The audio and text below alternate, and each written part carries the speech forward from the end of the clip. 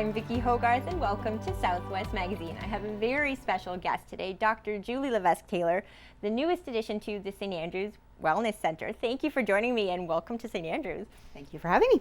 So tell me a little bit about, you're from Moncton originally. Yes. But you've been in Winnipeg for the last 14 years.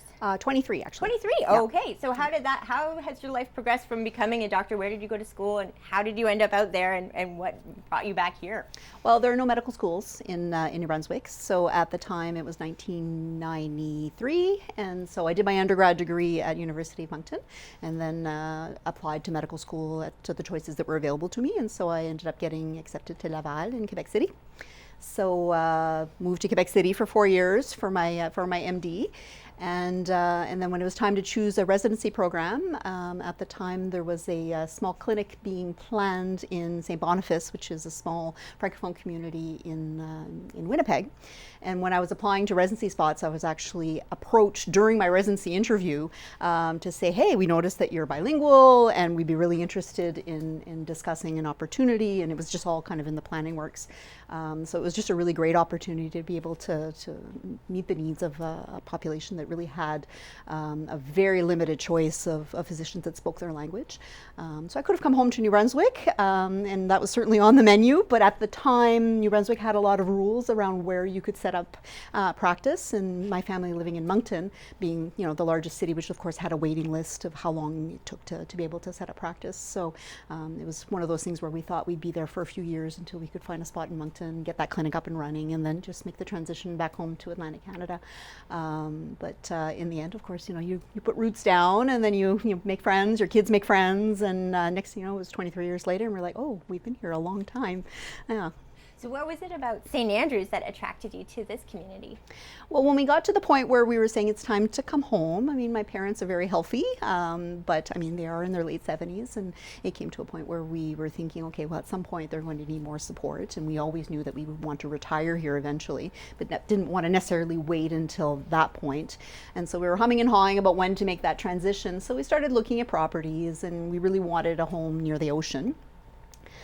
So looked around and found online this beautiful property, trees and ocean, perfect for us, that happened to be in Shamcook, in Stone Ridge in Shamcook, which is an absolutely beautiful little piece of property that we plan to build a home there. And so the idea is we purchased the property about 4 years ago, thinking that eventually 4 or 5 years down the road we would slowly make a transition, build a house, all that. And then just this year, it was, COVID and the wellness center, of course, was really the tipping point, because we thought, well, it's a small community. If we wanted to get our foot in the door to be able to build a practice in the community where we live, it was time, because a place like the wellness center, I'm sure that you'll have a chance. I think you're doing a tour soon. I've done one tour. I'm doing another tour next week. It's beautiful. Yeah. And so eventually that would have attracted a physician. There's no doubt in my mind that that position would have been filled fairly quickly, and so we thought we need to get in on this. And at the same time, with COVID, anticipating that the potential for my family to need support, I wanted to be in the province. Thankfully, that never happened. They're all very healthy, but at the same time, it's just nice to be close to family again. Were your kids on board with the idea? I know you have so four children. kids. Yeah.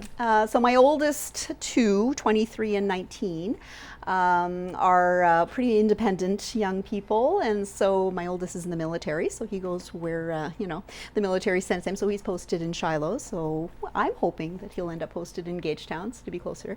But of course, at that age, they make their own decisions and have their own career paths to follow.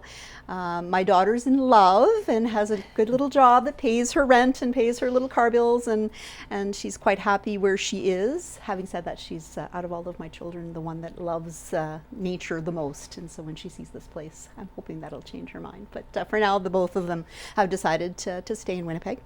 My two youngest, 13-year-old boy Gentry and Isabella, who's my little 6-year-old, are going to be living here with us, and so that makes our family a little bit smaller for the immediate portion of time, but hopefully we'll all be together again.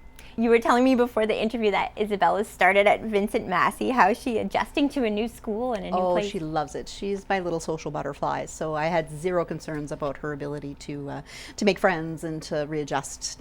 And so she had actually, because of COVID, been pulled out of in-class learning, because in Winnipeg, for the spring, March, April, May, June, that was all online.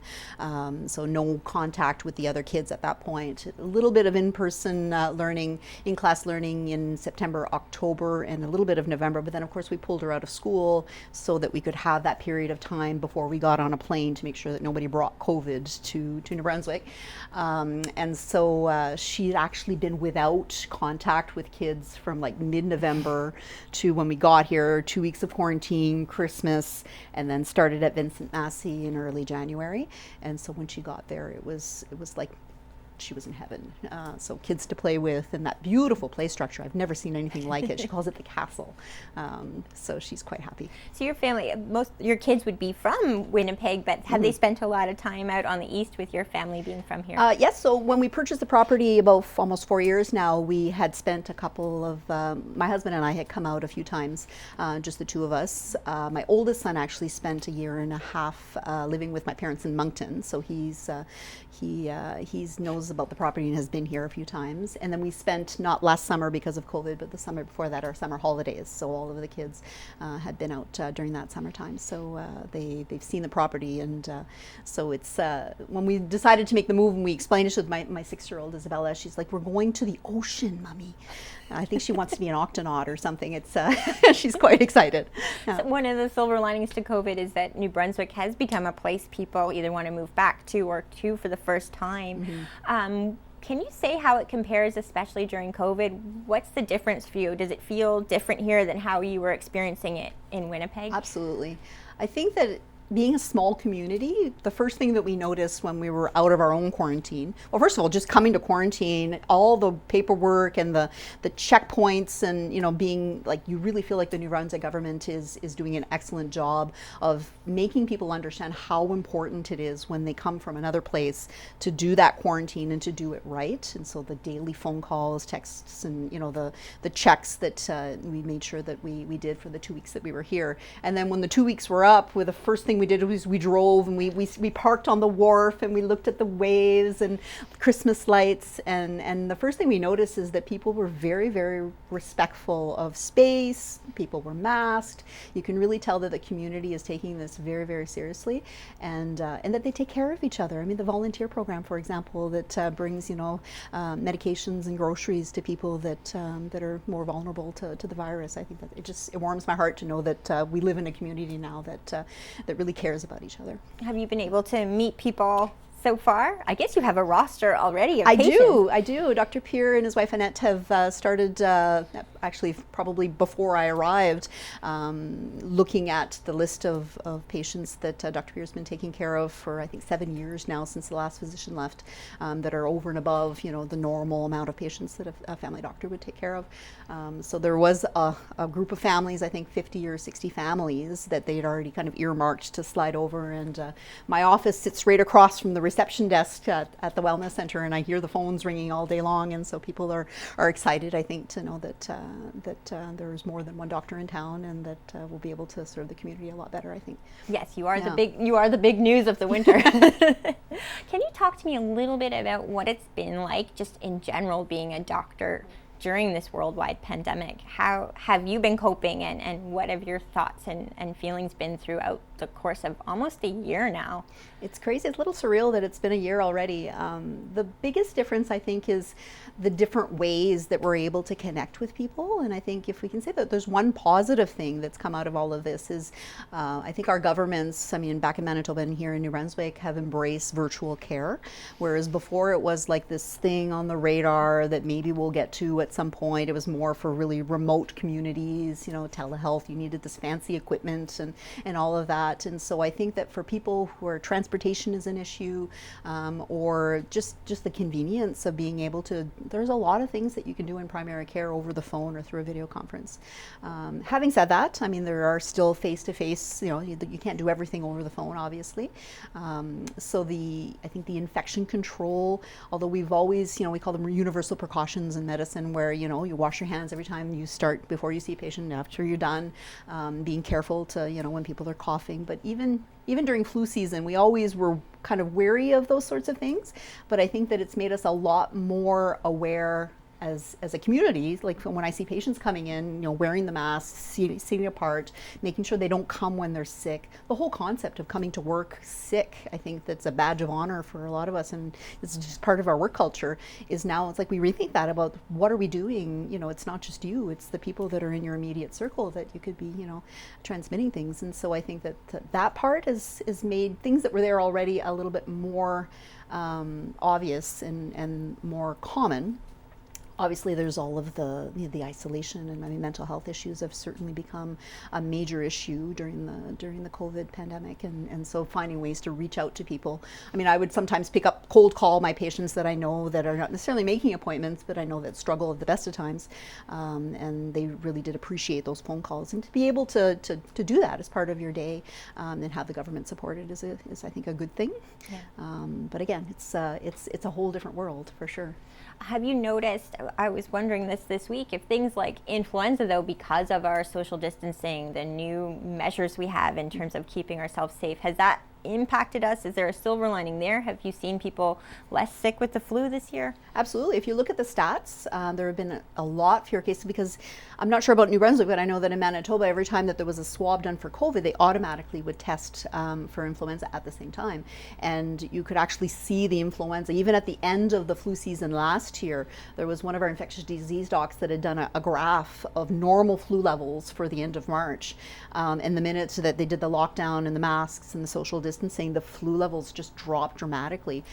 So for sure there are less sniffles out there, there's less common cold, there's less influenza, there's less of a lot of things. Not to say that it's gone completely. It's still part of our differential diagnosis. We consider it when we see people with, all runny noses are not necessarily COVID. Of course, it's the first thing we think about in this day and age, but there certainly are other things out there, but a lot less because of all the other efforts that are being put towards COVID. I know we are in the second wave for New Brunswick, but comparatively we haven't had as many cases as other provinces. I'm wondering if you've been able, in your experience, to see any long-term effects of COVID, or what's your experience been just knowing patients that may have had it, or people that may have had it? There's starting to be a bit more data out on what they call long COVID. There's a number of different terms for it, but to see like the chronic effects, and what the data is mostly showing is, from my understanding, is that people who are really, really sick with it, who are hospitalized, intubated, ICU, tend to be more likely to develop these kind of long-term COVID symptoms. It's chronic fatigue and that sort of thing. But it's still very early. Like the studies are, obviously we've only been at it for less than a year, right? So it'll be interesting to see long term, because as a virus, then if you compare it to other viruses, for example, there are lots of things about HIV, for example, that we didn't know in the beginning, and now decades later we know that it's associated with types of dementia, with types of cancer, with all these different things that you wouldn't necessarily associate with a virus that you think you're gonna get it, your immune system will clear it and it'll be gone forever. But there are certain viruses that stay in your system long term. And we don't know yet all about all the things that we need to know about COVID, and we are learning. But it's a bit daunting to know that there's all of this. What we know, we've learned a lot of things in the last year, which our lockdown and the way that we approach people with COVID today is much different than how we approached it back in the spring. But it'll be interesting to see as time goes on what more we learn. And as a doctor, you're obviously at the forefront of understanding it, but it's still a learning curve for all of us. Has it been at times emotionally overwhelming, and also having to take all the precautions that you would have to take to see patients now? How have you been feeling through this year? I'm super lucky to have a really good circle of support. My husband being my number one rock, and having friends and colleagues. And I think that the most important thing that can happen when you're under a lot of stress and you're putting in a lot of hours is to rely on your colleagues, rely on your friends, rely on your family, the people that love you, to be able to pull you back and say, okay, you need to get some exercise, you need to get some more sleep, you need to take care of yourself, because I think we've been at it, like you say, for almost a year now, and there's with vaccines on the horizon and those things, we're hopeful that things will get better soon, but it is still, as things stand right now, a daily fight. So making sure that we're taking care of ourselves, because we're very good as doctors and nurses and healthcare providers at taking care of others. And I'll be the first to admit that I'll put in long hours until somebody pulls me back and say, okay, you need to take care of yourself, if otherwise, this is an ultra marathon. Yeah. We were talking a little bit before about the vaccine rollout. Are you hopeful this will be something that eventually will be part of the community that we're able to do at a wellness center here? Absolutely. I mean, vaccination is only part. I want to be very clear. You know, if you look at, I don't know if people have seen this, like this Swiss cheese model of how we protect ourselves against things like COVID. Absolutely, vaccination is going to be really important. And when it rolls out, you know, obviously in phases to, you know, people like our ICU docs, our emergency docs, people are running the COVID clinics. It's important that, you know, those people get vaccinated first, and there'll be priorities and all that. But at some point, it will be offered to the general population. But it's one part of all those other things that, you know, keep us safe, right? So vaccines, as much as it's very encouraging to see that, you know, the studies are showing that the vaccines that are marketed right now are 95% effective. But, you know, if you're a little older, if your immune system's not that great, if, you know, there's cold chains, there's all kinds of variables that make that perfect 95%, maybe a little less than perfect, which means it's still important to wear your mask, it's still important to socially distance, it's still important to stay home when you're sick, and all those things. So it's that's part of it, and then of course it's, you know, after that, taking care of people as they start to have symptoms. Yeah. How does the clinic here, the new wellness center, compare to where you were working in Winnipeg? What's the same, what's different? It's a bit smaller because we're, well, I guess depending on what time frame you want to compare to. So when I started working at the clinic in Winnipeg, there was, you know, 2 doctors, 2 nurses, mental health worker, a dietitian. So it was a kind of a allied health. It was the very beginning in the early 2000s of, you know, team-based care and primary care. And so in the very beginnings, it's very similar to the wellness center here in St. Andrews. But over 20 years, we had developed a team of about 65 employees, 11 doctors, you know, 8, I think, nurses. Anyways, so the bigger team, but the same kind of setup in the terms of, you know, being able to have, you know, like an office space where, you know, you can, you know, have more than one exam room. So the logistics of it is very similar, but it's bringing me back to earlier times where I think a bit simpler, because when you have a smaller team, it's much more cohesive, much easier to like logistically to, you know, it's just if you're not here, I'm there. If I'm not there, you're there, and that's that, right?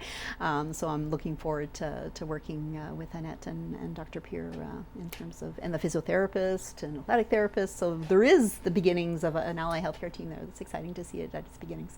What appeals to you about being a doctor in a small town? It's different than being based in a city. You might run into your patients at the grocery store. Yep. Well, St. Boniface was kind of a small town within a bigger town, and so there's a lot of similarities there.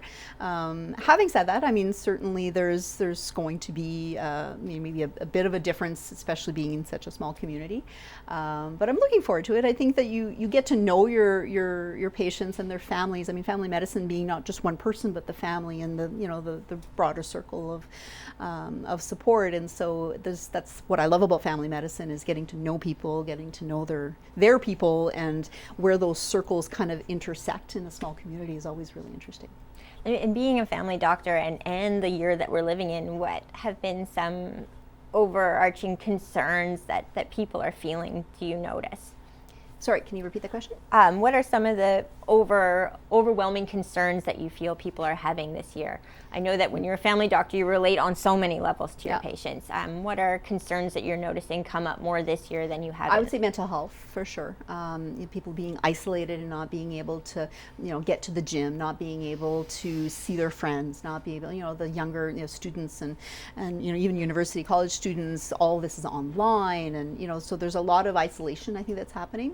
Mm-hmm. Sadly, I mean, domestic violence and things like that have always been a part of society, sadly, are worse when you put people in smaller quarters without the opportunity of having support outside of the home. So that's certainly been something that I've seen a bit more of. But I think that it's mostly the mental health, and also, of course, maybe less so now. I think we're starting to draw people out, and people feel safer, I think, coming out, you know, if they have a need to get to the clinic. Like, I've noticed that people are coming in to see Dr. Peer for, you know, routine chronic disease management, diabetes, high blood pressure, that sort of thing. But I think that earlier on in the pandemic, I think people were just afraid to come out of their house, especially, you know, our older population, people with chronic diseases that have been told you're at high risk, you know, they felt like being in a medical clinic, is it safe, is it not safe, can I go to the emergency room? And so there was was a lot of, I think, hesitancy where people were, for a while, they're not coming when they should be coming because they were afraid to expose themselves to COVID. I think we're past that now. I mean, certainly that's what I saw out in Winnipeg and in St. Boniface. I mean, I'll see what the experience is here, but it seems to me, just by watching the traffic come through the waiting room at the wellness center, is that people do trust that it's a safe space, which is good, and that even if they're not sure, that we have access to phone interviews and phone appointments, and so if they're reluctant to come in person, that they can have a phone appointment and they can get the advice that they need to say, do I really need to come in? Is it safe? Can I come at a time that maybe that's what I used to do out in Winnipeg, is if they were worried about coming in, I said, well, come at the end of the day, or come right at 7 o'clock in the morning. I'll see you before hospital rounds, and the clinic will be empty and there's space, and just working with people's anxieties a little bit, I think, is really important, because I think that if people are not getting the care that they need, then the next wave of illness is going to come from unseen patients that have kind of put their prevention, put their chronic disease management on hold for fear of coming in. So I think that that's going to be a really important message. Is we're sanitizing regularly. There's hand sanitizer at the door. People are wearing masks. There's exam rooms where you come in. I've never seen any more than one person in our waiting room. We put them right into a room.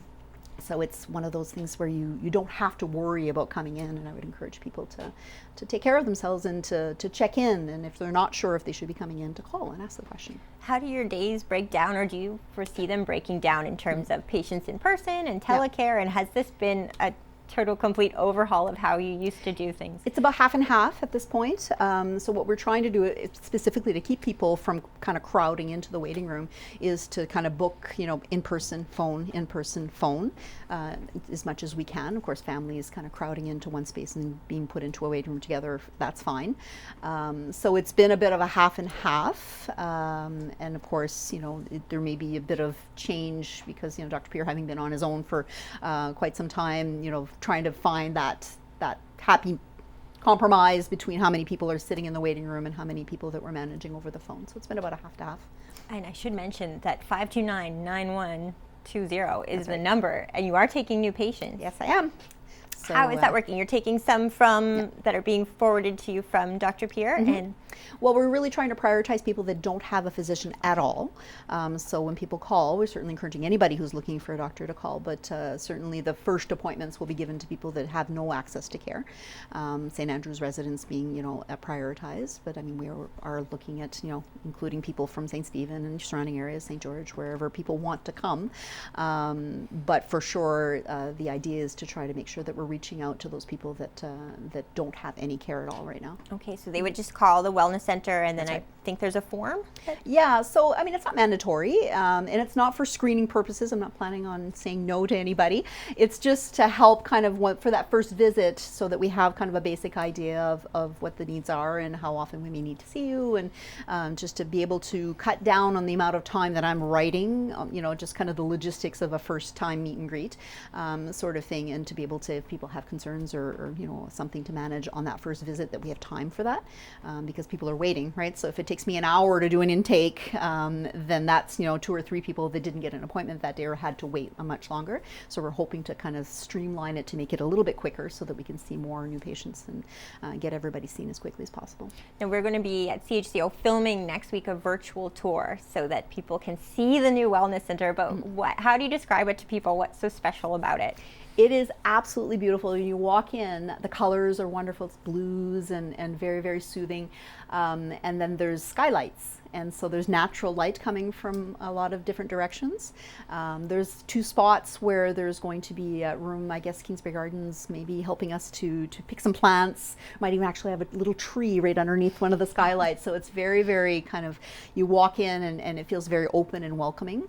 For wayfinding, there's actual little kind of colors, little stripes on the floor to take you to the physio area, the eventual fitness center, to kind of navigate through the building. And eventually I think there's going to be a sign, with all the names of the people that work there. The reception area is very open and airy, and lots of, big comfy chairs and that sort of thing. And then just the way that the clinic is made, it's kind of like a U-shaped, right? So there's areas on one side where, there's a treatment room, for example, example, for well baby care procedures and things like that. There's a little meeting room with just like a little table and chairs for, you know, mental health or family meetings or things like that.